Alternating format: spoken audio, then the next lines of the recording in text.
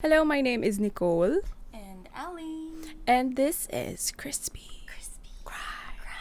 And this is the podcast where we serve piping hot stories of any and all things crime that we serve with a different drink every episode. Today's drink of the day, mine is white chocolate mocha. And for Alison, it is a... Vanilla sweet cream cold brew. So, taste test muna tayo, sis. ASMR. Okay, ikaw muna, girl. Okay, describe mo. Ikaw yung coffee connoisseur sa atin. It tastes like a latte. That's as descriptive as it's gonna get here. Mine is a white chocolate mocha. Where's the ASMR? Yung gulp. It tastes like kopi ko creamy white. Kopi ko blanca? Yun. Ewan ko. Para siyang, yung kay Marian, kopi ko blanca na white. Okay, so, today's story is about a non-fictional book called The Maid by Nita Prose. And our story begins by Molly. Molly the Maid. That's her name. So Molly the Maid is staring at the room number, room 305. She stares at it. She remembers what the front desk tells her. She was told that the room had been recently vacated and that it was supposed to be cleaned. So that's why she was there. So she enters the room, her trolley, her cart in hand, and she bumps into two large men. Two behemoths, she says, with face tattoos surrounding their faces. And then she remembers what her grandmother says. Sabi ng grandmother niya, do not judge a book by their covers.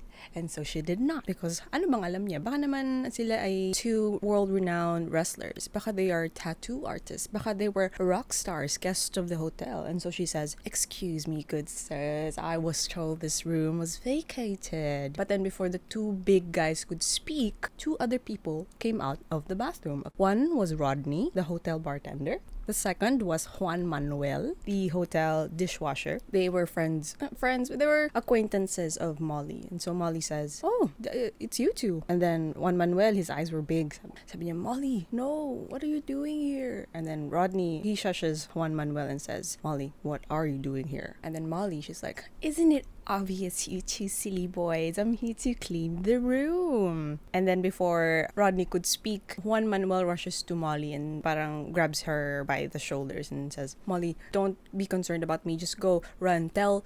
And then Rodney comes in. He put a hand on Juan Manuel and says, Juan Manuel, how's your family? How's your mom? Are they good? They're in Mexico, right? I have friends in Mexico. Good friends, they can check up on your family. And Juan Manuel's hands go down and says, no, they're fine. No need. Molly was like, Rodney, don't interfere. I don't feel the least bit uncomfortable. And then it sinks in what's happening in Molly's head. Rodney was jealous of Juan Manuel's attention on Molly. And so Molly was like happy. She was happy that, oh, now I finally know Rodney's intentions towards me. She's like a little bit giddy, a little bit blushing. And Rodney was like, let me explain, all right, what's happening here. And Molly's like, what here? The mess that you all are creating? And then sabi ng isang malaking guy, little lady, we cleaned up this place good. Sabi niya, well, you've done a substandard job. As you can see, the carpet needs a vacuum. Your footprints are all over it. See that? Over there by the bathroom. It looks like a herd of elephants stomped through there. Not to mention the side table. Who ate powdered donuts without a plate? And these big fat fingerprints. No offense, but how could you not notice those? They're all over the glass top. I'll have to polish every doorknob. And so she did. She spritzed and cleaned, and when she was done, the two big men looked shocked and impressed. And then Rodney broke the silence. Sabi ni Rodney, Molly she's a very special girl. That's what Rodney said. You can see that, right? How she's unique. Can you see how helpful she could be? And she's discreet, right, Molly? You're discreet. Discretion is my motto. Love you, Molly. Invisible customer service is my goal. Then sabi na isang malaking guy, so you're not a squawker, right? You won't talk? I am a maid, not a gossip. Thank you very much. I am paid to keep my mouth shut and return the rooms to a state of perfection. That's what Molly's saying. I pride myself on getting the job done and then disappear without a trace. Okay, Molly. Everything will be fine, okay? I think this is in New York kasi. Everything will be fine. British.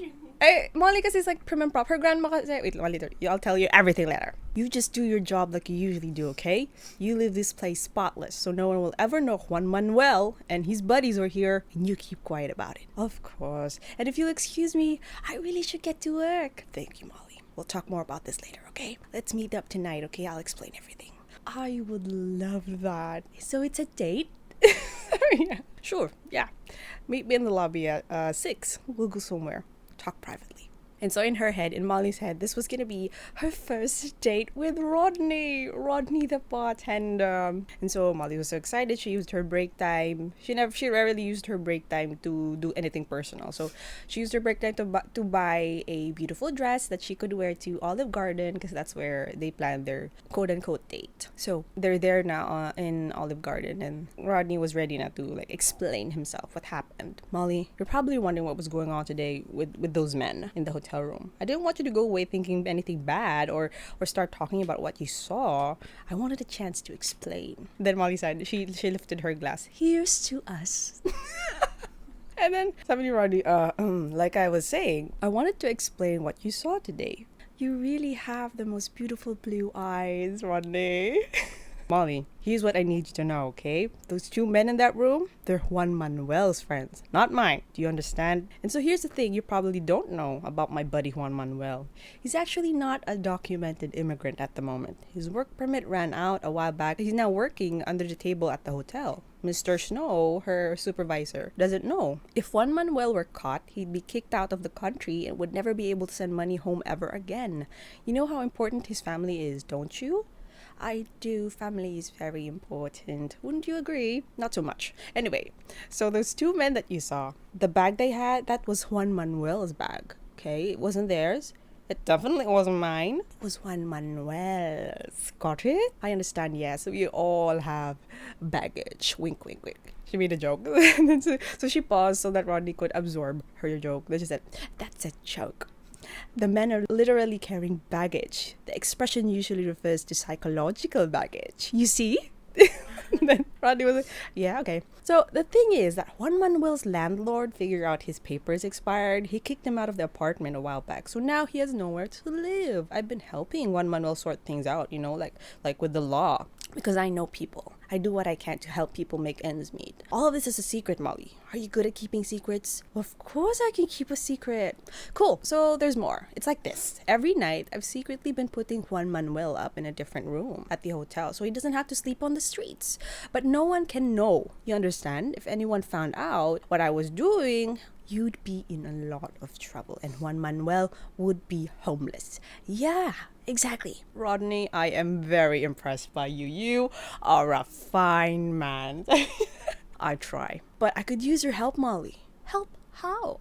It's getting harder for me to know which hotel rooms are vacant. Let's just say there are staffers in the hotel who used to help me slip info, but they might not be so into me anymore. But you're beyond suspicion, and you know which rooms are free every night. Plus, you're so good at cleaning things up, just like you proved today.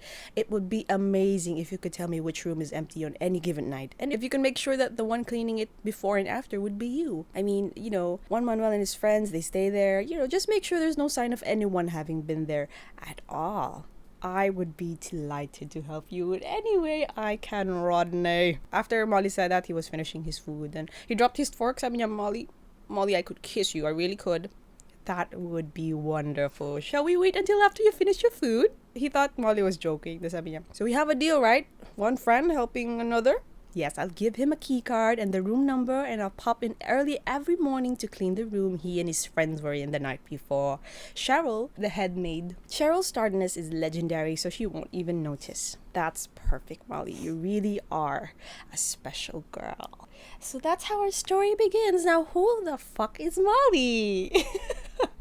So Molly is a 25-year-old, and Molly was aware her name sounded ridiculous. Molly the maid. That was the joke. Before she took the job as maid at the Regency Grand Hotel, her name was just a name her estranged mother gave her. She had no memory of her mom, just the photos and the stories her grandma would tell her. So she's living with her grandmother now. Now, the Regency Grand Hotel was a five-star boutique that prides itself on sophisticated elegance and proper decorum for the modern age.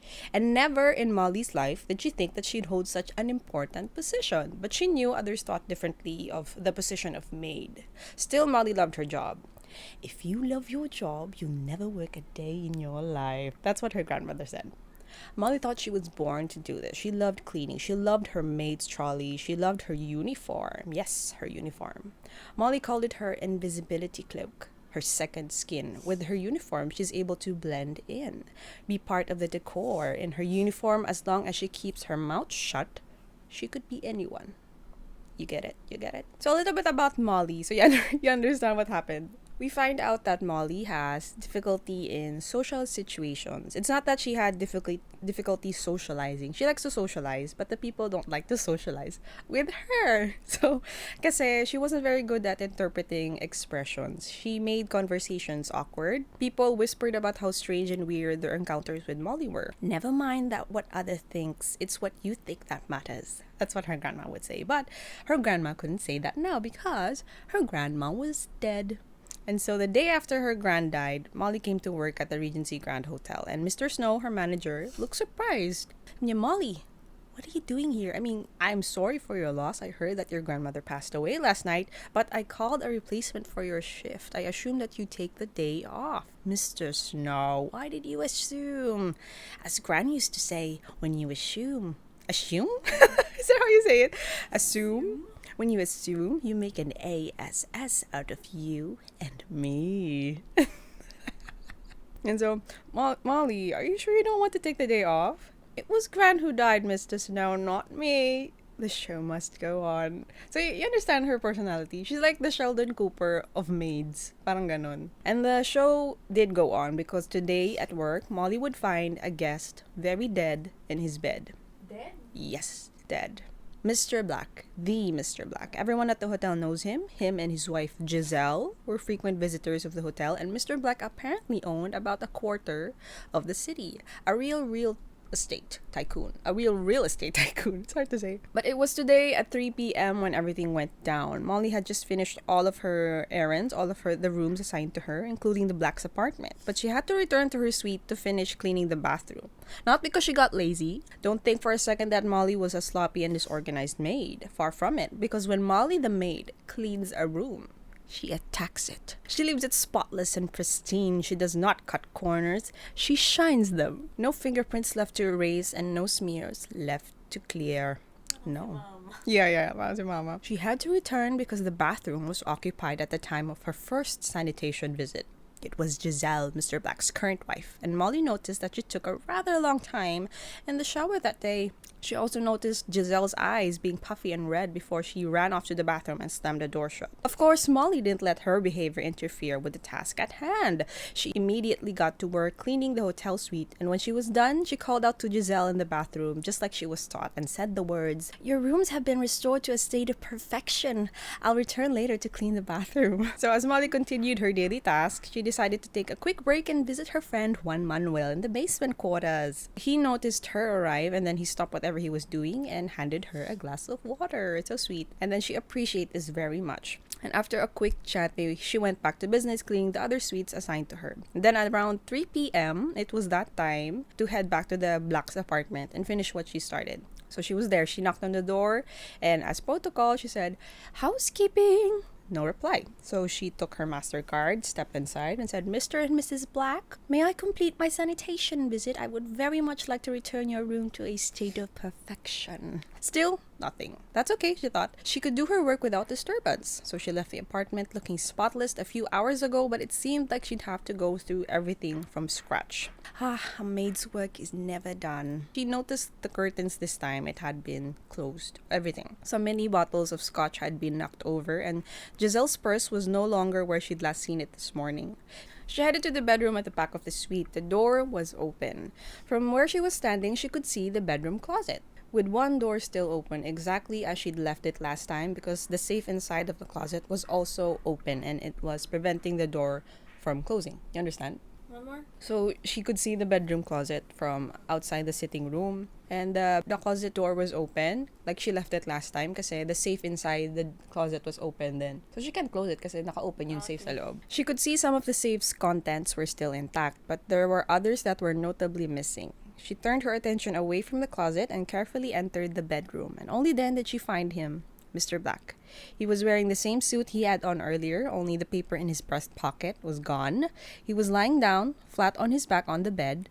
The bed was creased, as though he'd been tossing and turning a lot before settling on his back. His head was resting on one pillow, not two, and the other two were askew beside him. Molly would have to locate the fourth pillow, which she distinctly remembers placing it on the bed this morning. Of course, why am I saying it wrong? Of course, her first thought seeing the scene was that Mr. Black was just napping soundly. But then she noticed other oddities in the room, like an open bottle of medication on the bedside table. Small blue pills cascaded out of the bottle and some on the floor, crushed up on the carpet as though it had been stepped on. Sa utak ni Molly, she was like, this would require high vacuum suction followed by a carpet deodorizer to return the carpet pile to a state of perfection. That was going on in her mind while someone was dead on the bed. It was then that Molly realized she hadn't heard any breathing. She lightly tapped him on the shoulder. It felt rigid and cold, like a piece of furniture. She put a hand in front of his mouth. No, she said as he checked his pulse. Sir, wake up. By this time, Molly was panicking slightly and shuffled to the other side of the bed with the phone to call down to the front desk. Regency Grand Hotel, how can I help you? Good afternoon. I am not a guest. I don't usually call for help. This is Molly, the maid. I am in the penthouse suite 401, and I am dealing with a rather unusual situation. Uncommon mess of sorts. Why are you calling reception? Call housekeeping. I am housekeeping. Please, if you could alert Mr. Snow that there is a guest who is permanently indisposed. Permanently indisposed? He is very dead. Dead in his bed. Call Mr. Snow and please dial emergency services immediately. So Molly hung up. She looked up in front of her, and there was a mirror reflecting not only her terrified face, but something she failed to notice. Then she fainted. Not long after that. When Molly regained consciousness, she was still in the suite, but not in the bedroom. She was by the front door, and she quickly ran back to the phone and called down the reception for the second time. But this time, she demanded to speak to Mr. Snow directly. Hello, what is it? This is Molly. Mr. Black is dead. I am in his room. Please call emergency services immediately. And so after 13 minutes, Mr. Snow arrived with an army of police and medical personnel. He led her down to his office and he gave her a comforting cup of tea and some biscuits. So now, we are sitting in Mr. Snow's office alone. Molly is. Molly thought it best to recount all of what happened today. She recalls meeting up with her boss Cheryl in the morning, the head maid. Now Cheryl was lazy, always late, and whenever she would do her quote-unquote morning rounds, it was just code for visiting the penthouses assigned to Molly, just so she could steal all the larger tips and leave Molly the spare change. Molly knew she did that, but she couldn't prove it. After that, she had greeted Sunshine and Sunita, the two other maids. Sunshine is from the Philippines and Sunita is from Sri Lanka. Unlike Cheryl, Molly respected their work ethics. So after meeting her colleagues, she remembered going to the basement. She remembered talking to Juan Manuel that afternoon to hand him the key card for the day. She'd been slipping him key cards for at least a year now, ever since she was informed of his unfortunate situation. She remembers seeing a burn mark on Juan Manuel's wrist, very round and red. What are those? Did you burn yourself? Yes. I burned myself. On the washer, yes. Yeah, Filipino is almost Mexican, diba? That was after that, she met Juan Manuel. She went to the social because it was time to pick up the morning papers. The social is a restaurant and bar and grill inside the hotel. That is where Rodney, the bartender, was stationed. So she was there to meet Rodney. With his thick, wavy hair, his white dress shirt with the top buttons tastefully undone. I've arrived, she said. Oh, hey Molly. Here for the morning papers? Your assumption is 100% correct. He handed the papers, and before Molly could go, sabi niya, and Molly, by the way, thanks for what you're doing to help my friend Juan Manuel. You're a really special girl. He keeps saying that to her. Kainis. Tapos later that morning, Molly headed up to the 4th floor for her first sanitation visit sa Black Suite. So just as she was about to knock, Mr. Black came out of the room, said, out of my way. My apologies, Mr. Black. Have an enjoyable day. And then she entered, and then she saw Giselle, the wife. She was clearly distressed, and so Molly said, "Is this a good time for me to return your suite to a state of perfection?" And Giselle, it's getting annoying, no? And Giselle didn't reply. She just ran to the bathroom and slammed the door. And then she called out to Giselle, "Well then, if you don't mind, I'll just tidy up in here while you prepare yourself to seize the day."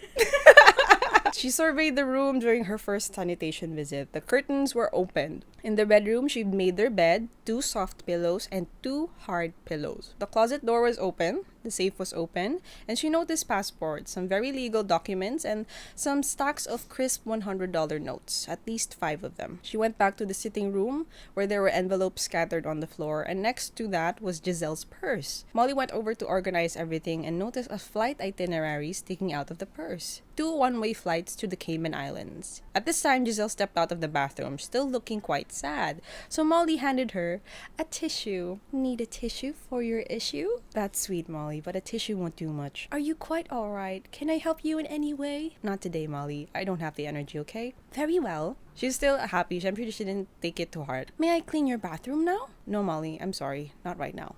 "I'll come back later to clean it then." "Good idea." So she curtsied in response to the compliment.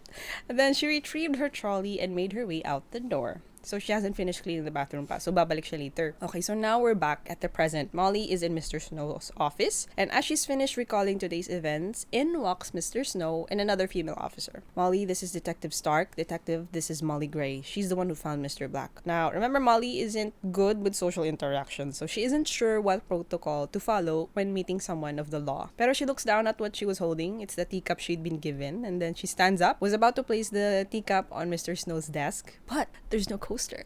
So Molly looks around, she finds the coaster on the top shelf, she grabs the coaster and puts it down, and finally she gingerly places her cup down. There. And then and then she faces the detective. "Detective? What an awful day for you," sabi ng detective. "Oh, it wasn't all awful. I've just been running through it in my mind, actually. It was actually mostly pleasant until approximately 3 o'clock. Her face is very like, what the fuck? That's the face of the detective and Mr. Snow. She's very, kasi sa details eh. I don't know, it's never really said that she has OCD, but she's very, she remembers things. Servant. Yeah, and then she's very, the way she goes about things, kailangan talaga, there's a process. So the detective looks at Mr. Snow, sabi ni Mr. Snow, shock. She's in shock. And then, "Mr. Snow, thank you so much for the cup of tea and the lovely shortbread biscuit. Did you bring them or did someone else? I truly enjoyed both. May I ask, what brand is the shortbread?" And then Mr. Snow, he clears his throat. Sabi niya, "Those are made in our own kitchens, Molly. I would be happy to bring you more another time, but right now, it's important to discuss something else. Right now, Detective Stark has a few questions for you. Seeing as how you were the first on the scene of Mr. Black's, deathbed." Yes, deathbed, Molly, yes. "You're not in any trouble, but the detective would like to talk to you as a witness. Perhaps there are details you notice about the scene or about today that would be helpful to the investigation." "The investigation? So would you say that Mr. Black was murdered?" And so the detective's eyes were like, what is she saying? Well, it's more likely that he died of a heart attack. There's petechial hemorrhaging around his eyes, consistent with cardiac arrest." Sabi ni Mr. Snow, "Petechial hemorrhaging. Tiny bruises around the eyes. Happens during a heart attack, but it could also mean other things. At this point, we don't really know for sure. We'll be doing a thorough investigation to rule out foul play." So, at the mention of foul play, Molly's mind is reminded of a very funny joke her grandmother told her. "Molly, what do you call a poor rendition of Hamlet performed by chickens?" "Foul play." Fowl. Foul play. So now Molly is smiling in front of the detective and Mr. Snow. And then they're like, "Molly, do you realize how messed up the situation is?" "I'm sorry, Mr. Snow. I just remembered a joke." "Molly, I'd like to bring you to the station," sabi ng detective, "to take your witness statement." Now, first, Molly resisted because her shift was not over. But she was convinced by Mr. Snow that she had to help out with the case. And so the detective led the way, and they were now heading to the station. So now, at the station, "Molly, is there anything I can get you before we begin?" "Tea." And so the detective came back with a styrofoam cup with coffee instead of tea, and Molly, she detested styrofoam cups. Pero she wouldn't make a fuss. "Thank you," sabi ni Molly. And so I'd like to ask you what you saw when you entered the black suite this afternoon. Did you see anything unusual or out of place? Detective, the black suite was in its usual state of disarray when I entered this afternoon. There wasn't much out of the ordinary, except the pills on the bedside table. We're looking into those pills. They're Giselle's. She didn't mean to say this, but she had. How do you know the pills are Giselle's? The containers weren't labeled. I know because I handle all of Giselle's toiletries. I line them up when I clean the bathroom. I like to organize them from tallest to smallest, though I'll sometimes ascertain first if a guest prefers a different method of organization. A different method? Yes, such as makeup products, medicine, feminine hygiene products, or shaving implements, moisturizers, hair tonics. Do you see? When you arrived in the Black's room, did you get straight to the bedroom? So this is gonna be important, huh? Sabi ni Molly, no, that would be against protocols. First, I announced my arrival, thinking that perhaps someone was in the suite. And as it turns out, I was 100% correct on that assumption. Write that down. Sabi niya sa officer, sa detective, write what down? What I just said. So the officer writes it down. And then she continues to explain, walking inside and then finding Mr. Black. So sabi ni detective, do you know Mr. Black very well? Have you had conversations with him beyond just cleaning their suite? What about Giselle Black? So at this point, we find out that Giselle and Molly had more than just a guest-maid relationship. They were friends. Giselle would rant about what her husband would do, her problems with her husband, how Mr. Black would cheat on her, how he got jealous, he beats her, how his previous family hates her, but his ex-wife was an angel. And Molly would clean. She would clean and listen. Whenever Molly would react to things wrong, Giselle would teach her the proper way to react to things. So she likes that about Giselle. She uses her words. So she's remembering their friendship, and then sabi ni detective, Molly, again, I'm gonna ask, did you and Giselle Black ever talk? Sabi ni Molly, detective, I am a hotel maid. Who would want to talk to me? And then, thank you, Molly. It's been a tough day for you. I can see that. Let me take you home.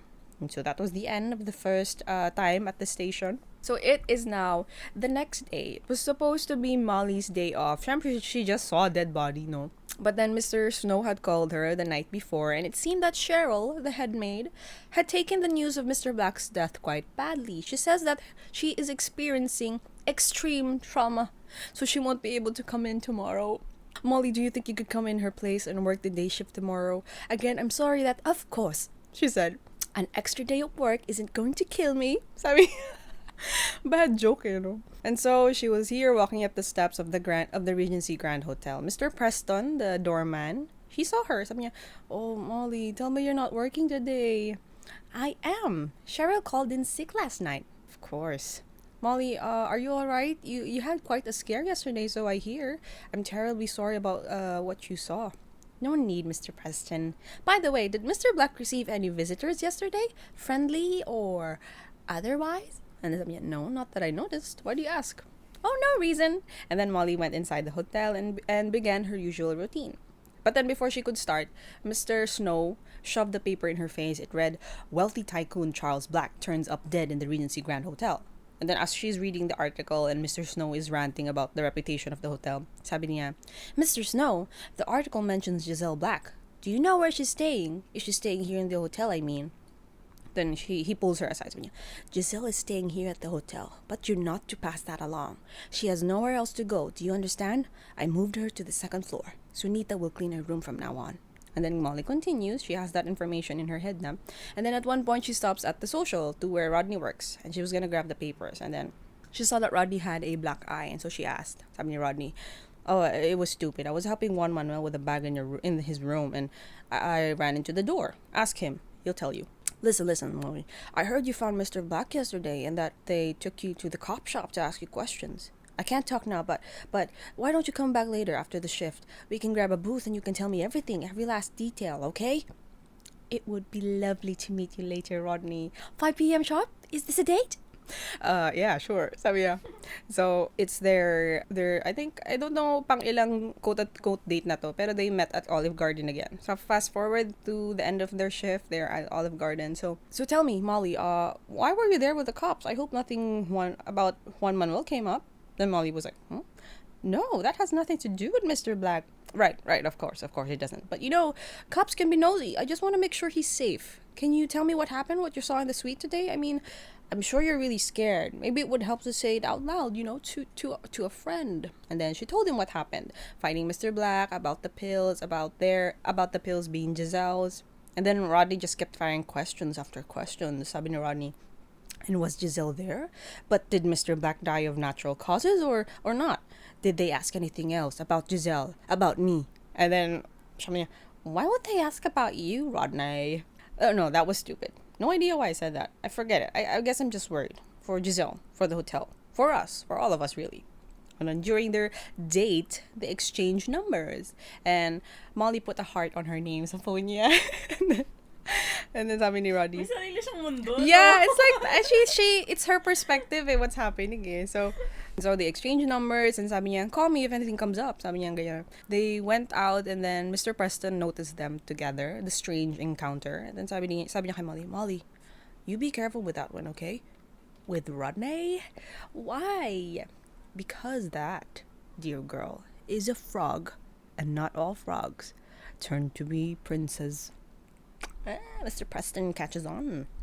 So that evening, Molly makes her way back home. She was very happy because she just got home from her date with Rodney. And then she spots a familiar figure at the base of her apartment. It was Giselle. Parang this is the first time they met after the death of the husband of Giselle. And so quickly she brought her up to her apartment, and then Giselle, she spilled the beans. She explained everything. How the day that the cops found him dead, they had a fight. Giselle wanted to ask Mr. Black if he could consider canceling their prenup or at least putting the Cayman Villa in her name. He can keep growing his business, his black empire, but at least he could give her the deed to the villa. A place to call her own. A home. And at the mention of home daw, he lost it. And that's when Mr. Black came out of the hotel and sabi niya, out of the way kay Molly. Sabi niya, Molly, that's when you came into the suite, remember? Molly nods. Molly, did you tell the police anything about Charles and me? About our relationship? Relationship? No. Did you tell them anything about me? I did not hide the truth, but I also did not volunteer it. Sabi niya. So she changes the rules to suit her situation. Parang gano'n. Pero she's not aware that that's what she's doing. In her mind, it's still correct. Oh, Molly, bless your heart, Molly the maid. Sabi niya. So, do you think you might be able to get into our suite still? It's closed off right now, but I left something in there. Something I desperately need. I tucked it up in the bathroom fan. That's why she was taking too long sa bathroom. So, what is it that you want me to retrieve? My gun. I'm at risk, Molly. I'm vulnerable now that Mr. Black is gone. Everyone wants a piece of me. I need protection, Molly. I'll do my best to retrieve your item. Oh, yeah. Oh, bless your heart, Molly Maid. And then, after that, Giselle left the apartment. But before she could leave nang fully, sabi ni Molly, oh, wait, Giselle, how did you know where to find me? How did you get my home address? Oh, someone at the hotel gave it to me. Who? I can't quite remember, but don't worry, I won't bug you all the time or anything. And thanks, Molly, for the talk, for being you. And then the next day, the police were finally finished with the investigation sa room ng Black. And then they turned everything upside down, and Cheryl, the head maid, added the room to Molly's roster of rooms to clean.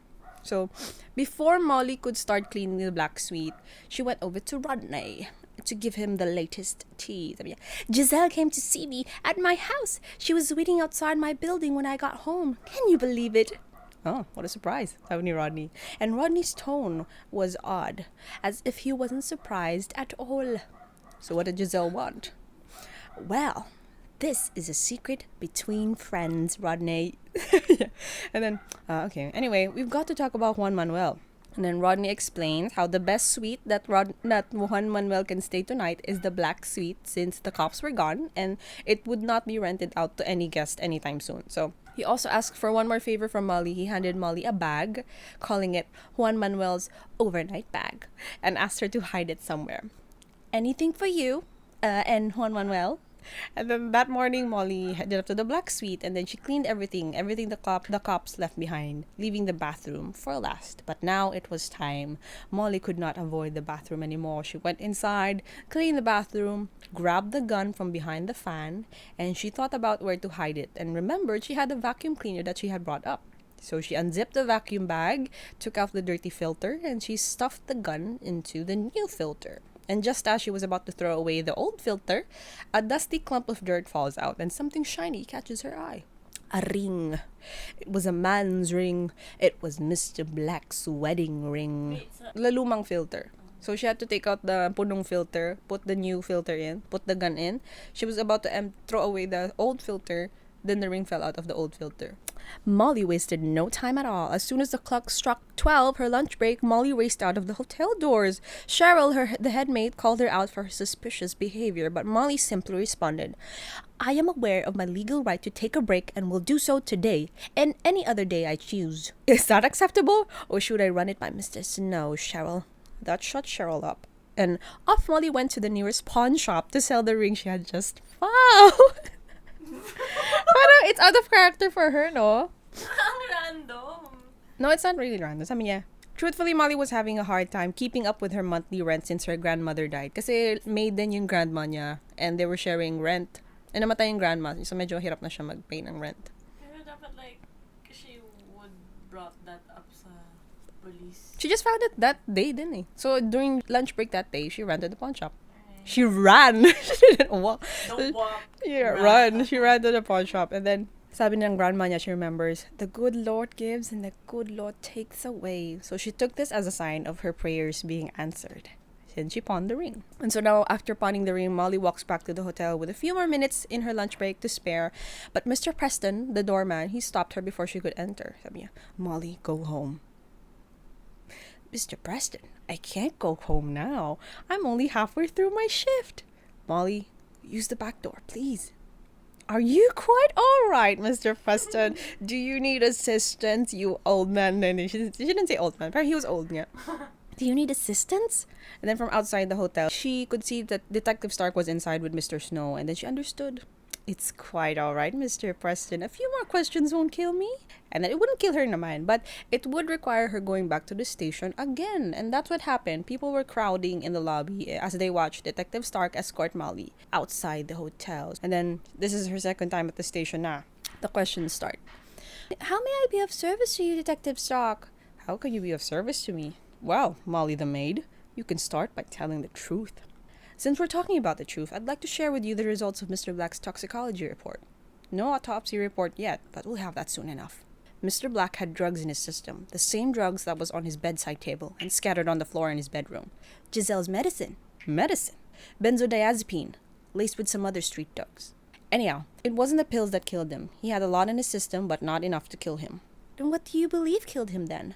We don't know yet, but I assure you, we'll get to the bottom of this, and the full autopsy report will determine if the petechial hemorrhaging was due to will determine if the petechial hemorrhaging was due to a cardiac arrest or if something more sinister happened. What I'm seeking is the truth, Molly, about how Mr. Black died, and right now I also want to know the truth about you. We've uncovered some interesting information in the last 48 hours. When we spoke the other day, you said you didn't know Giselle Black particularly well. But as it turns out, that's not true. Giselle has confided in me in the past. Yes, that doesn't mean I know her as well as I'd like. Mr. Black had a temper. It was hard not to notice Giselle's bruises. She's confessed he was the cause of them. You do realize we've been talking to other employees at the hotel, right? I would have expected as much, yes. I'm sure you'll find them very helpful to your investigation. They've told us a lot, Molly. Not only about Giselle and Mr. Black, but about you, Molly. We've been talking to Cheryl. You're super... Sabi na nga, Bing. Pag-inggit, pikit. Cheryl said that she observed a friendly relationship between you and Giselle, a kind of special kinship that was unusual between a guest and a maid, especially for you, since you don't really have friends, or so I'm told. Sabi ng detective. Tell me, did you ever receive tips from Giselle, or large sums of money? She and Mr. Black tipped me well. Molly, you're rapidly becoming a person of interest to us. Do you understand what that means? You've proven that you're capable of leaving out important details, of bending the truth to suit you. I'm going to ask you one more time. Are you in contact with Giselle Black? And Molly thought about this. I said she doesn't lie. She just bends the truth. So sabi niya, I am not currently in contact with Giselle. Though as I understand it, she seems to remain a guest at the hotel. Well, let's hope for your sake that's the truth, Molly.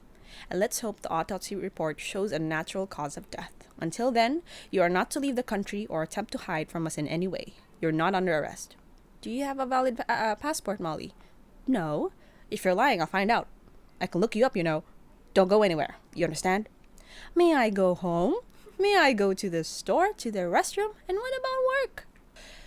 Yes, of course you can go home and do all the places you'd usually go. And yes, you can go to work. What I'm saying is, we'll be watching you, Molly Gray. Watching me do what? Whatever it is you're hiding, whoever you're trying to protect will find out. One thing I've learned in my business is that you can hide dirt for a while, but at some point, it'll all come to the surface. Do you understand? You're asking me if I understand dirt? Yes, detective. I understand dirt better than most. And so after the station, she's released now. After the station, she's at home. She calls, guess, Giselle. Rodney. She calls Rodney. And then, sabi niya, hello, Rodney? I hope I haven't caught you at an inopportune time. At an what? An inopportune. I don't know. At an inconvenient time. I hope I haven't caught you in an inopportune moment. All good. What up? Sabi ni Molly, she spills the truth. How Mr. Black didn't exactly die of overdose. How the police suspect Giselle and maybe her as well.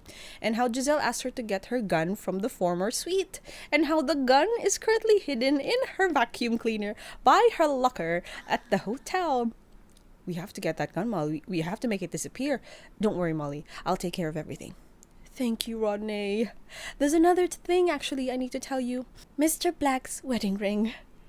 I found it in the street. And, well, this is very hard for me to admit, but I recently found myself in some acute financial distress. I took the ring to a pawn shop today so I could pay my rent. I can't believe it. I really can't believe it. She could hear him almost laughing at the other end of the line, but she wasn't sure. I made a terrible mistake, Rodney. I never thought I'd be interrogated again. I thought that part was over. If the police find out I pawned Mr. Black's ring, it will appear as though I killed him for financial gain. Can you see that? Absolutely, I can. Wow, it's incredible. Listen, everything's gonna turn out just fine. Leave everything to me, Molly. Don't go out tonight, okay? Don't go anywhere. I never do, Rodney. Thank you so much. So the next morning, why is her face like that? Kasi lahat na lang ng nangyayari sinasabi kay Rodney. So parang ako tuloy, I'm... Suspicious? Yeah, of Okay, Rodney. But you're not suspicious of Molly? Nar. Okay. So the next morning, Molly was woken up by the loud knock on her door. She opened the door to a police officer and Detective Stock. Molly, you're under arrest for unlawful possession of a firearm, possession of drugs, and first-degree murder. You have the right to remain silent and to refuse to answer questions. Anything you say may be used against you in a court of law. You have the right to consult an attorney before speaking to the police and to have an attorney present during questioning now and in the future. She was still in her pajamas and extremely aware of the fact that she wasn't properly dressed. Would anyone like a cup of... And then she fainted. She woke up in the cell at the police station before Detective Stark could fetch her and escort her to another room. Sit. You've been here so often, it must feel like home. This is nothing like home, sabi ni Molly. And then Detective gave her a muffin and a cup of coffee. Eat. We wouldn't want you passing out again. Molly, you realize we've laid charges against you for unlawful possession of a firearm, for possession of drugs, and for first-degree murder. We believe you killed Mr. Black, or you had something to do with it, or you know who did. The autopsy report has come in. It's definitive, Molly. It wasn't a heart attack. It was asphyxiation. Asphyxiation? Asphyxiation. I can't say that word. That's how he died. Molly, how many pillows do you leave on every bed that you make at the hotel? Molly knew the answer, obviously, but she had her mouth full. She was eating the muffin. It would be impolite to reply right now. So the detective answered, 4, Molly. 4 pillows are on every bed. I verified this with Mr. Snow and some of the other maids.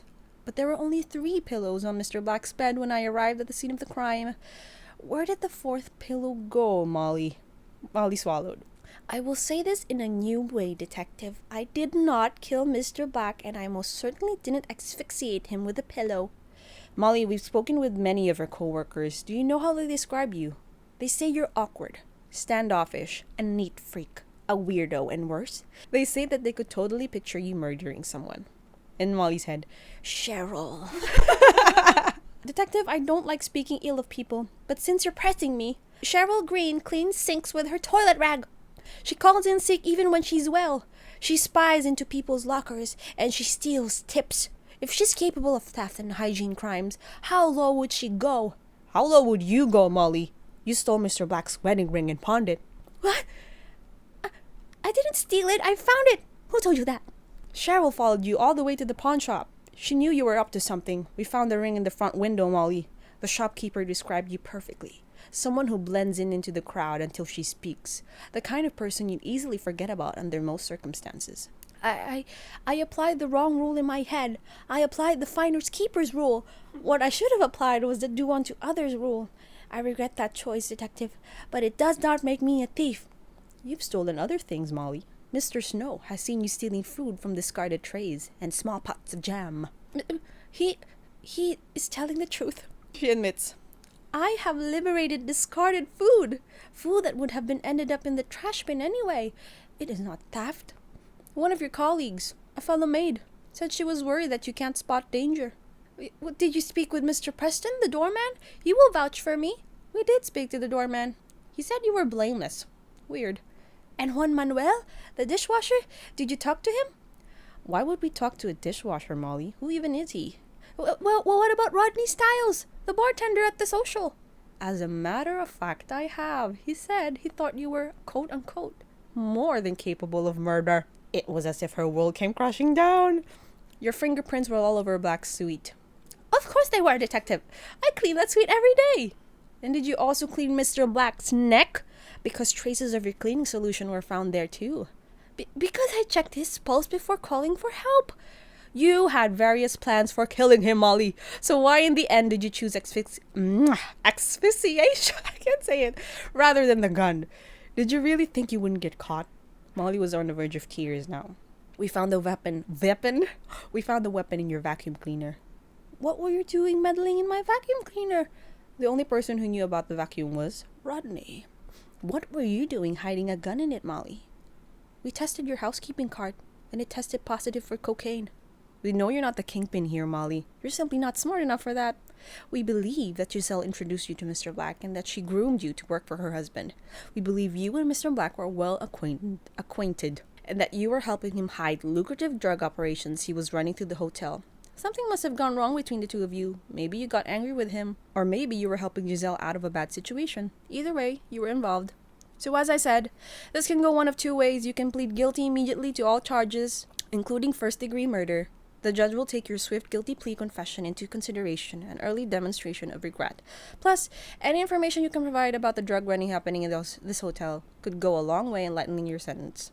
I'd like one phone call, please. I demand to speak to a lawyer. And so they gave her a phone, and she looked over her entire list of contacts. All 8 people. She only knows 8 people. All 8 people is Giselle, her grandmother who died, Cheryl, the head maid, Olive Garden, because she loves Olive Garden, Mr. Preston, the doorman, Rodney, the bartender, her landlord, and then Mr. Snow.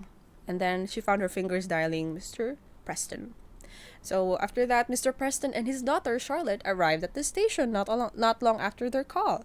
Molly, I'm Charlotte. It's my professional advice that you remain silent at this time. Oh, and it's very nice to meet you. My dad has told me a lot about you. Sabi ng detective. You realize that to release her, you've got to pay a bail of $800,000. Now, let me see. I think that's just a spot above a maid's earnings and assets. Am I right? You're right, detective, sabi ni Charlotte. Maids and doormen are often underpaid and undervalued. But litigators? We do all right. Better than detectives, so I'm told. I personally posted bail with a check out front. And then Charlotte smiles at Detective Stark. But even Molly could tell it was not a friendly smile. So they enter the courthouse, and after explaining her situation to the judge grants her bail and lets go of the 3 of them. Okay, so they're back in Molly's apartment, and so they're getting down to business. Charlotte asks Molly to tell her everything. And so again, Molly retells her friendship with Giselle, how she was beat and frequently cheated on, about finding Mr. Black on his bed, about the drugs on the table, about how Giselle visited her and asked her a favor involving her gun, how she had hid the gun in the vacuum cleaner and pawned Mr. Black's wedding ring that very same day. She also shared the fact that Mr. Black's cause of death was actually asphyxiation. Did I say it right? I don't know. She said all of that, and then Charlotte said, "What about the drug charges? Do you understand how those came about?" There were traces of cocaine on my maid's trolley. I have no idea how that's even possible. I promised Gran long ago that I'd never in my life touch a drug. Okay, let's go back to the gun. How did the police find it in your vacuum cleaner? Rodney. When the police talked to me yesterday, I was afraid. Very afraid. I went straight home and called Rodney. My dear Molly, si Mr. Preston and nagsabi. Rodney used Cheryl to tip off the police. Can you see that? He likely used the gun and the ring in your possession to divert suspicion away from himself and toward you. And then she continues on about Juan Manuel's work permit expiring some time ago. How he has nowhere to live and how Rodney secretly helps him stay overnight in empty hotel rooms. She explains the overnight bag she drops off and how she cleans up after Juan Manuel and his friends every morning. And it's only then, as the words leave her mouth, she finally understands.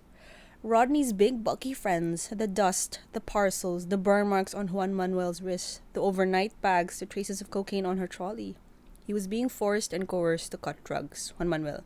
They had to get him on his side, so Mr. Preston calls Juan Manuel and explains how they know everything, how he shouldn't be afraid because his daughter is a lawyer and they were devising a plan to catch Rodney as they speak. So they were going to force him to join, but they did give him Molly's address in case he wanted to meet them that afternoon. And sure enough, there was a knock at the door, and it was Juan Manuel. Hola, mijo. No, he didn't say that.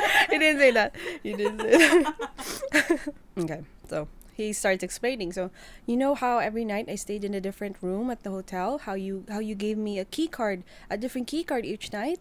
Yes. And then he explains that he really did need a place to stay since he had no more money. When he needed his work permit extended, Mr. Rodney found out and recommended his quote-unquote lawyer friend who could help out with his papers. So Juan Manuel gave him a lot of money, most of his savings, but in the end, no permit. Mr. Rodney kept saying the phrase, I scratch your back, you scratch mine. So after my shift in the kitchen, I'd sneak into whatever hotel room with the key card Molly gave me. Molly, she'd leave my bag there for me. But that bag, it was never mine. It was Mr. Rodney's. His drugs were inside. Cocaine. And some other things too. He used to bring more drugs later in the night when no one else was around. And then he'd leave. All night he made me work. Sometimes alone. Sometimes with Mr. Rodney's men. He said if I don't keep quiet to his dirty work, he would kill my family back home. You don't understand. He has bad friends. He knew my address in Mexico. Address. Mexico. He knew my address in Mexico. What else do you know, Juan Manuel? There's another thing, he says. Mr. Rodney never talked to me directly about Mr. Black, but I know he knows the wife. The new wife. Mrs. Giselle. That's not possible, sabi ni Molly. Rodney assured me he barely ever spoke to her, but even as she said that, she realized how stupid she sounded. How do you know Rodney knows Giselle, sabi ni Charlotte. Juan Manuel takes out his phone from his pocket, flicks through some photos until he finds the one he's looking for. Because I caught him. What accent is this? How do you say in English? In flagrante delito, sabi ni Mr. Preston. In flagrante.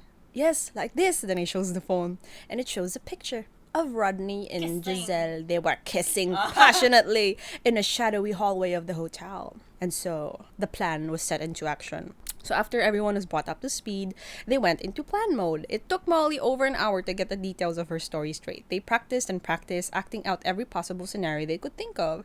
Step 1 of the plan was to text Rodney. Rodney, we must meet urgently. Mr. Black was murdered. I made revelations to the police of which you should be aware of. I'm sincerely sorry. After a few seconds, you can see the 3 dots pop up on her screen. And then a ping. Molly, what the fuck? Meet me in 20 minutes at Olive Garden. So fast forward to Olive Garden. Molly was catching Rodney up to speed with the news of Mr. Black dying of asphyxiation. I don't know if I'm saying it right. And are you the obvious suspect? In fact, I am not. They're looking for something else. So everything she's saying was taught by the team. They told her to say that. Detective Stark said the person of interest was most likely motivated by Mr. Black's will. She thinks they maybe even discussed his will with him before they killed him. Poor Giselle. Do you know that Mr. Black didn't leave her a thing? Not a single thing. The poor, poor woman. The detective told you that? But that can't be. I know for a fact it can't be. Do you? I thought you weren't well acquainted with Giselle. I'm not, but I know people who know her well. Anyway, let's just get to the point. Didn't Mr. Black leave Giselle the villa in the Caymans? Did the detective mention that? I don't recall anything about a villa. I think the detective said almost everything goes to the first Mrs. Black and the children. Wait, Molly, so you're telling me The police volunteered all of this information to you for no good reason? And weren't the detectives concerned about the gun in your vacuum? I mean, I'm assuming that's why they took you to the station. What? Of course not. Why would they tell me anything? I'm just the maid. Detective Stark left me in the room by myself, and you know how it is. People forget I'm there. I overheard all of this at the station. As for the gun, it seems Cheryl found the gun and alerted them. Interesting that she knew where to look. For someone so lazy, it's hard to imagine her searching a dusty vacuum bag. So, what did the police tell you when they asked about the gun? I simply explained whose gun it was and where I found it. But there's something dreadful I have to tell you, Rodney. It's why I called you here. Once the issue of Giselle's gun was out of the bag, the detective said they would sweep the former black suite yet again. And then she brings her napkin to her eyes like she's about to cry. But she's peering so she sees Rodney's And then what? I said, "Oh, you can't do that. Juan Manuel is staying in the suite." The detective asked, "Who's Juan Manuel?" And so I told them, "Oh, Rodney, I probably shouldn't have. I told them how Juan Manuel is your friend and how you've been helping him because he has no work permit." "You mentioned me to the detective?" "Yes, and I told them about the overnight bags and the cleaning up after Juan Manuel and your friends and how good and kind they've all been." "They're his friends, not mine." "Well, whoever they are, they sure do drag a lot of mess into rooms. But don't worry, I made sure to tell the detective what a good man you are, even if your friends are a little, dusty." "Molly, what have you done?" "I realize I have caused a bit of an issue for Juan Manuel.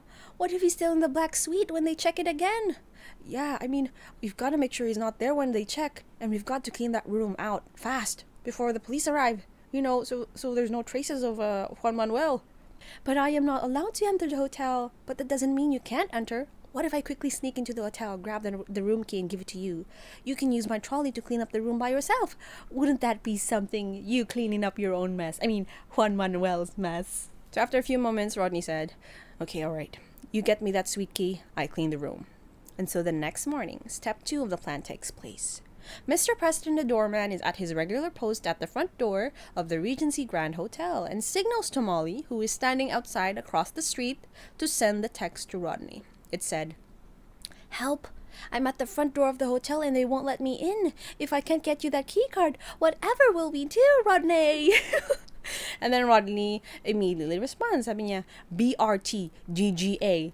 I do not understand this." And then she calls Juan Manuel. "What is he saying to me?" "He says, 'Be right there. Don't go anywhere.'" And then Molly was like, "Thank you, Juan Manuel. Our plan is back in action." And then Molly crosses the street, and just as Mr. Preston spots her, he dials the hotel phone. She could overhear him say, "Yes, urgently. She's here at the front door and she won't leave." And then he shouts after he drops the phone, "Molly, what are you doing here? You can't be at the hotel today. I'm going to have to ask you to leave." Then he looks around to make sure people are watching. Then, "I have every right to be here." They just look at everyone then. "I am an esteemed employee of this hotel and—" "Molly," Mr. Snow came out of the door now. "I'm sorry to inform you that you are no longer employed at the Regency Grand Hotel. You must leave the grounds immediately." And she almost broke down because she wasn't expecting that news. But I am a model employee. You can't just fire me without cause." Then, "As you well know, this is cause, Molly. We need you off these steps now." "This is inconceivable. I won't leave." "You're disturbing the guests." Then at this point, Mr. Preston discreetly slips away into the hotel, and Molly continues her job of distracting Mr. Snow and the guests at the lobby. And then a few minutes later, Mr. Preston reappears. And then, "Mr. Snow, let me handle this. Molly, a word." And so he brings her to a corner, and then sabi ni Molly, "Did it work?" "It did. I found Cheryl. I got what I wanted." "How?" "I told her I knew she was stealing tips from other maids. She got so flustered she didn't even notice me pocketing her master key card from her cart. Here." And then he coughed. "You take good care now, Molly. You run home now. You have no place being here." And then, of course, she couldn't leave yet because Rodney was not there yet. But then, as she was about to start her monologue, Rodney appears and pulls her away to retrieve the key card of the black suite. She mutters to Rodney a good luck, and then he runs toward the stairs. She checks her watch. 5:45. It's time. Time for step 3 of the plan. She places herself at the coffee shop across the street of the hotel, right by the window, so she has perfect view of the entrance. Her phone buzzed with a text from Charlotte, a thumbs up emoji, which they decided would be their signal for everything's going according to plan. It is now 5:59, any minute now. A few moments later, Molly could hear cars coming to a screeching halt from across the street. She could see several armed officers jump out of their vehicles and run up the stairs. There was nothing to do now but wait and make one more important phone call. Hello? Hello, Giselle? It's Molly. This was not a part of the plan. Molly the maid, your friend. Oh my god, Molly, I've been waiting for you to call. I haven't seen you at the hotel. I've missed you. Is everything alright? I don't have time for niceties. I do believe this is one of the few situations in life when skipping the rules of etiquette is entirely appropriate. You lied to me. Rodney's your boyfriend. Your secret boyfriend. You never told me that. There's a pause on the other end of the line. Oh, Molly. And then she's crying now. I'm so sorry, Molly. I'm lost. I'm so lost. You made me move your gun, she said. I know, I shouldn't have gotten you involved in my mess. I was scared the police would find it and then everything would point to me, and I figured they'd never suspect you. The police found your gun in my vacuum. Everything's pointing to me now, Giselle. I've been arrested on so many charges and it was publicly announced a few minutes ago. God, this can't be happening. Do you realize that Rodney would frame me?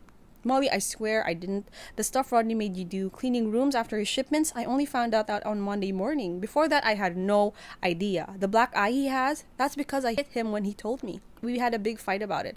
I told him it wasn't right, that you were an innocent, good person, and that he couldn't just use people like that. I flung my purse at him, Molly. I was so mad. You believe her? No. Did you know that they were running an illegal operation through the hotel? Yes. I've known for a while.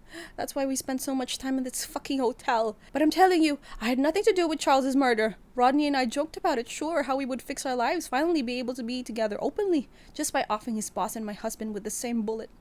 We even planned running away together, far away. And then it clicks, the flight itinerary that you saw in Giselle's purse. To the Cayman Islands?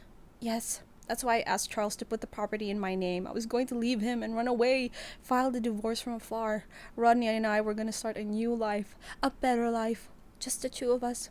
But I never actually thought. I didn't know Rodney could actually be capable of... Giselle, are you at the hotel now? You're in your room? Yeah, a princess locked in the tower. Molly, you have to let me help you. I'm going to speak out, okay? I'll tell the police it was my gun. I'll even tell them that Rodney and Charles were running a cartel. I'm gonna get you cleared. I promise, Molly. You're the only one true friend I ever had. Giselle, you need to listen to me. You need to listen very, very carefully, okay? Can you get to the Cayman Islands? Yeah, I have open tickets. I can go anytime. Do not contact Rodney. Do you understand? Giselle, we don't have much time. I need you to do as I say, and it has to be fast. Whatever you say, Molly. I want you to pack your basic necessities into a single bag. I want you to carry your passport and whatever money you have, and I want you to run. Not on the front doors, but through the back. Right now, do you hear me? But what about you? I can't just let you... If you are a friend, you will do this for me. I am not alone anymore. I have real friends. True ones. I'm going to be fine. I'm asking you to do as I say. Go now, Giselle. Run. And then she didn't even let Giselle speak. She just hung up. And then Molly turns her head towards the hotel entrance. Rodney's head is being pushed down into the back seat of the police cruisers. Several of the officers who ran into the hotel a few minutes ago were standing guard at the bottom stair. And then she remembers her grandma's words. Everything will be okay in the end. If it is not okay, it is not the end. So back at her apartment, it was decided that Juan Manuel would stay over at Molly's for the time being since he didn't have money to pay rent. Later that day, Mr. Preston and Charlotte made an unexpected visit together with Detective Stark at Molly's apartment. So she explained that the current charges against Molly had been dropped and that the several drug-related offenses, possessions of an illegal firearm, threatening an officer, and first-degree murder had been charged to Rodney. Pero sabi ni Detective Stark, but to be perfectly honest, we're going to need your help to make that charge stick. There are still a few things we can't figure out. When we first went into the black suite that day you found him, Molly, there were no traces of Rodney's fingerprints anywhere in that whole suite. In fact, there were hardly any prints anywhere. Any traces of your cleaning solution were found on Mr. Black's neck.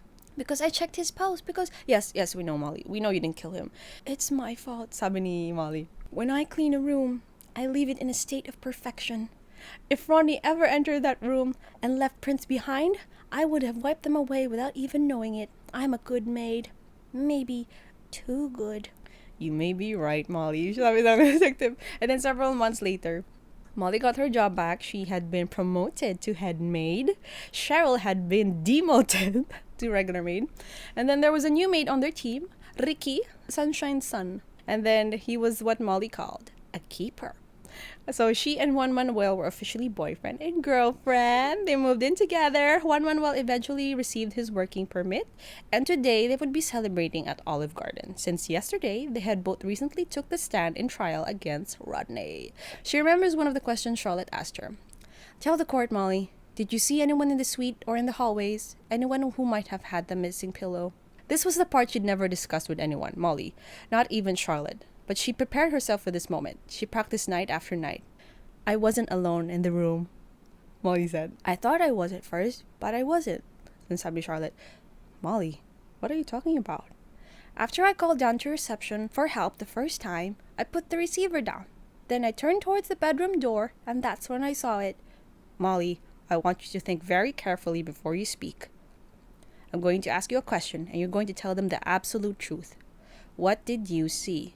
There was a mirror on the far wall in front of me. A mirror. And what was reflected in it? First, myself, my terrified face staring back at me. Then behind me, to my left, in the shadowy corner, was a person. And was this person holding anything? A pillow. Murmurs traveled through the crowded courtroom. The judge called for order. Molly, is the person you saw standing in that dark corner present today in this courtroom? Yes. I'm afraid I would not be comfortable saying. Because you don't know? Because at that precise moment when I turned from the mirror to get a direct look at the figure in the dark corner, I fainted. And when I woke up, the person wasn't there anymore. Of course, sabi Charlotte, you have a history of fainting spells, don't you? Detective Stark testified that you fainted once at the front door upon your arrest. Is that correct? Yes, I faint when I'm under extreme duress. I was also under extreme duress when I looked into that mirror and realized I wasn't alone in the hotel room. What happened when you came to it? When I regained consciousness, I called reception for the second time. But there was no one in the room at that point. Just me and the corpse of Mr. Black. Is it possible, Molly, I'm not saying it was, but is it possible that the person in that dark corner was Rodney Styles? Sabi ng lawyer ni Rodney. Objection! Leading the witness. Sustained. Counsel, do you wish to rephrase your question? No further questions. Thank you, Molly. And then cross-examination na. So during cross-examination, when Rodney's lawyer was now drilling her with questions, sabi niya, Molly, there's something I still don't understand about your story. You were brought to the police station several times. You were given ample opportunity to tell Detective Stark about the figure in the corner of the hotel suite that day. Doing so might have exonerated you, and yet time after time, you never mentioned seeing someone in that room. You never said a single word, and if your lawyer's behavior means anything, it sure seems like she didn't know until today either. Now, why is that, Molly? Is that because no one was actually there, or is it because you're protecting someone else? Or is it because when you looked in that mirror, all you saw was your own guilty face reflected back at you? Objection! Badgering. Sustained. I'll rephrase my question. Did you lie to Detective Stark when you first told her about what you saw in that hotel room? I did not lie. On the contrary, you've all read the transcripts. Perhaps you even watched the video of my testimony on that very first day I was interrogated at that filthy police station. One of the first things I said to Detective Stark was, in no uncertain terms, was that when I announced my arrival in that suite, I thought someone was there with me. I asked her specifically to write that detail down. But the detective obviously assumed you meant Mr. Black. And that's why assumptions are dangerous, she said. So you omitted the whole truth. You refused to clarify. That too was a lie, Molly. And can you please enlighten us, Molly, as to why you failed countless times to clarify to investigators your claims that someone else was in the room and that this person was holding a pillow? Because I wasn't 100% sure what it was I'd seen. I've learned to doubt myself and my perceptions of the world around me. I do realize I'm different, different from most. What I perceive isn't what you perceive. Plus, people don't always listen to me. I am often afraid I won't be believed, that my thoughts will be discounted. I am just a maid, a nobody. And what I saw in that moment, it felt like a dream. But I know now that it was real. Someone with a deep motive killed Mr. Black. And that wasn't me. So that was the end of the story. Pero here is the epilogue. So the story continues after that. It wasn't a man, the figure in the corner. When Molly woke up, she found herself on the floor beside the bed. Someone was fanning her face with the hotel stationery. After a few deep breaths, she realized it was a woman. She was middle-aged, with salt and pepper hair held back with the sunglasses propped up on her head. She didn't recognize her face, not at first. "Are you all right?" Molly's first instinct was to reach for the phone again. "Please, you don't need to do that. Please hear me out before you touch the phone. We don't have much time. Do you know who I am?" My apologies, I'm afraid." Then recognition dawns. "Mrs. Black," the first Mrs. Black. "Mrs. Black, I'm terribly sorry to intrude, but I do believe that your former husband, I believe Mr. Black is dead." My ex-husband was a cheater, a thief, an abuser, and a criminal. "Mrs. Black, did you kill Mr. Black?" "I suppose that depends on your point of view.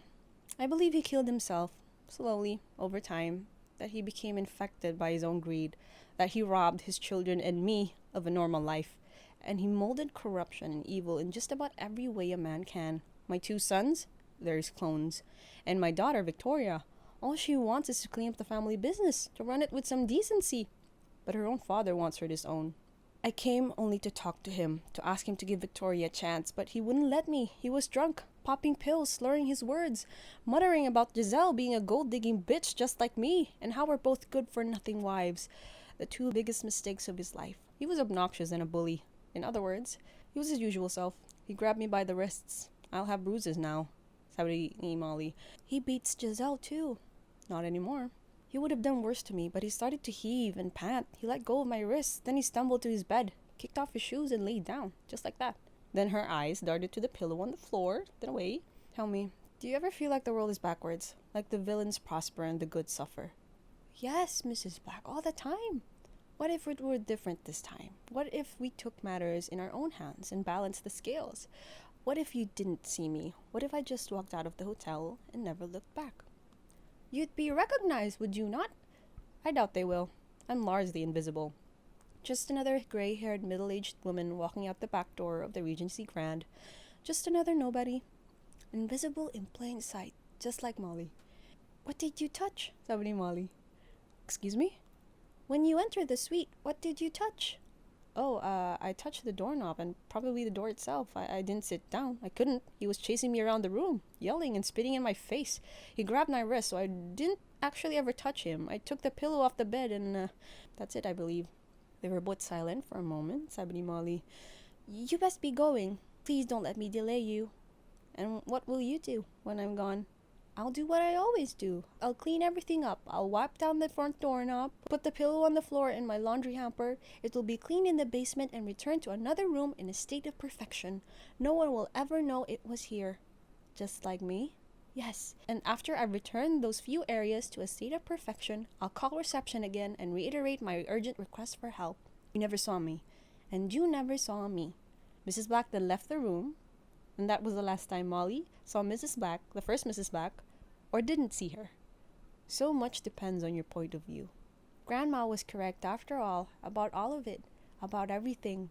And she remembered the grandma's words. The longer you live, the more you learn. People are a mystery that can never be solved. Life has a way of sorting itself out. Everything will be okay in the end. If it is not okay, it is not the end. That's the end! Ano, di ba? Molly cleaned everything. Yeah. And kunwari wala si Mrs. Black. So where's the 4th pillow now? That single pillow, she put it in her trolley. And then she went to the basement, diba? Ah, okay. There's no CCTV sa hotel? I don't know nga eh. Hindi inano. Tapos the doorman, diba she asked the day after, was there any person who visited Mr. Black or otherwise? Friends or otherwise? And sabi ng doorman, no, he didn't notice. Kasi, maybe because nga, invisible nga sa mata ng tao yun, old lady. Or even if they had CCTV, baka they didn't think she was a person of interest. Kasi ang sikat na Mrs. Black is yung current wife, si Giselle. Yeah. What do you think of Molly hiding the secret? It's good. It's good. But you wouldn't, But, I don't know. Yeah, Pero it's It's good, good for for her. it's, yeah. Rodney is a suspect for another crime yung cocaine. Yeah, I think she only said that sa court, so he wouldn't be charged of murder. Pero everything, drugs and everything, yeah.